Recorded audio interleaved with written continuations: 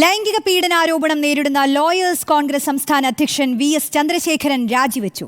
രാജിക്കത്ത് KPCC president K സുധാകരന് നൽകി.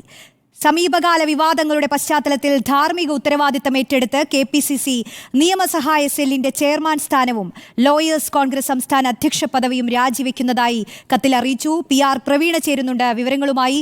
Praveena, cinema ലോകത്തിനു പുറത്ത് ഒരു രാജി സംഭവിച്ചു.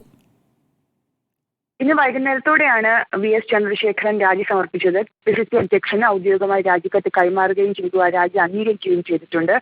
പരാതികൾ നിരവധിയാണ്. മാത്രമല്ല, ഈ പരാതി ഉന്നയിച്ചു കഴിഞ്ഞ ശേഷം ഹൈക്കോടതിയിൽ തന്നെയുള്ള കോൺഗ്രസ് അനുകൂല വനിതാ വക്കീലന്മാരുടെ സംഘടന അടക്കമുള്ളവർ KPCCക്ക് കത്ത് നൽകിയിരുന്നു, രേഖാമൂലം കത്ത് നൽകിയിരുന്നു.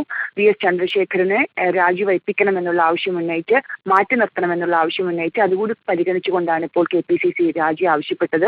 മാത്രവുമല്ല, നാളെ മുതൽ DCCകൾ, ജില്ലാ കോൺഗ്രസ് കമ്മിറ്റികൾ എല്ലാ ജില്ലയിലും ഹേമ കമ്മിറ്റി റിപ്പോർട്ടിന്മേൽ നടപടി ആവശ്യപ്പെട്ടുകൊണ്ടും അതുപോലെ തന്നെ അതിജീവിതമാരുടെ വെളിപ്പെടുത്തലിൽ നടപടി ആവശ്യപ്പെട്ടുകൊണ്ടും സമരം ശക്തമാക്കുകയാണ്. ഈ ഘട്ടത്തിൽ കോൺഗ്രസിന്റെ ഒരു നേതാവിനെതിരെ ഉയർന്ന ആരോപണങ്ങളിൽ കോൺഗ്രസ് കൈകഴുകി നിൽക്കുകയാണെന്നുള്ള തിരിച്ചുള്ളൊരു ആരോപണം ഉയർന്നാൽ പ്രതിരോധിക്കാൻ ശക്തിയില്ലാതെ പോരും പാർട്ടിക്ക്. അതുകൊണ്ടുകൂടിയാണ് അടിയന്തരമായി ആ സമരം തുടങ്ങുന്നതിന് മുൻപ് തന്നെ രാജി ആവശ്യപ്പെടുകയും രാജിവയ്പ്പിക്കുകയും ചെയ്തത്.